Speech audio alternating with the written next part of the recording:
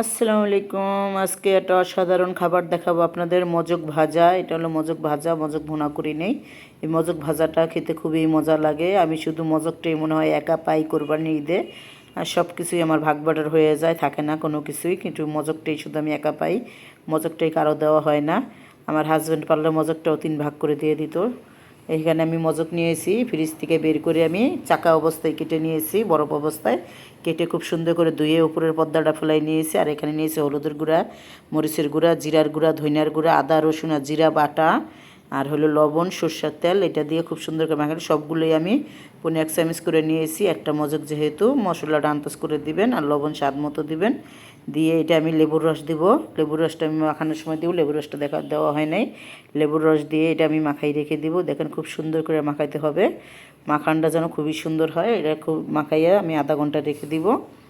আধা ঘন্টা রেখে এইভাবে আমি রেখে দিব। খুব সুন্দর করে লেড়ে চেড়ে খুব সুন্দর করে মাখাই নেবেন, একবারে মজকের ভিতরে যেন মশলাটা ঢুকে যায়। আর একটু পারলে কাঁটা চামচ দিয়ে কুচিয়ে কুচিয়ে দিবেন, তাহলে আরও বেশি ভালোভাবে ভিতরে মশলাটা ঢুকে যাবে। এভাবে মজক ভুনা না করে আপনারা ভাজা করে খেলে দেখবেন, ভাত দিয়েও মজা লাগে, পরোটা দিয়েও মজা লাগে, পোলাও দিয়েও মজা লাগে।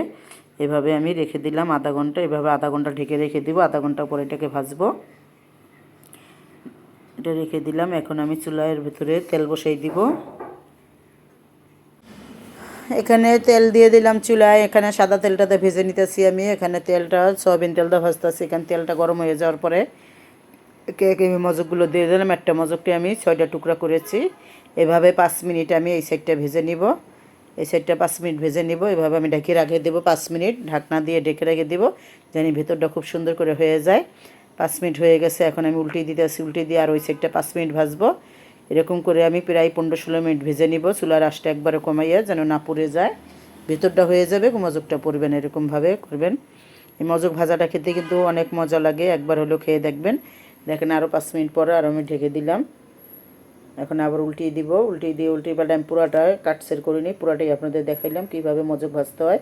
এটা কিন্তু মোহাম্মদপুরের অনেক বিখ্যাত খাবার। একদিকে এই খাবারটা চলে, ওইদিকে বেশি লুচি দিয়ে এই খাবারটা খাওয়া হয়। আপনারা লুচি দিয়েও খেতে পারবেন এই খাবারটা।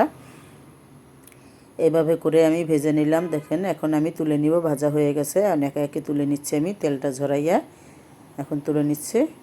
তুলে নিয়ে একটু লেবু চিপ দিয়ে খেয়ে নেবেন, খুবই মজা হবে, খুবই মজা। দেখেন এভাবে আমি একটা একটা করে তুলে নিচ্ছি।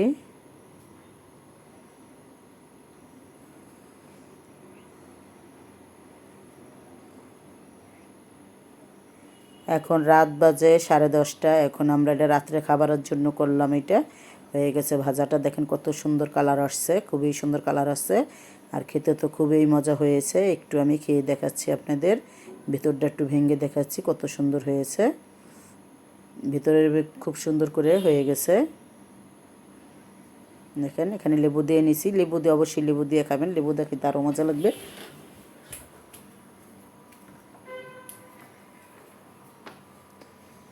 এখানে হয়ে গেছে। ভালো লাগলে আমাদের সাথে থাকবেন, লাইক করবেন, কমেন্ট করবেন, শেয়ার করবেন। আল্লাহ হাফেজ।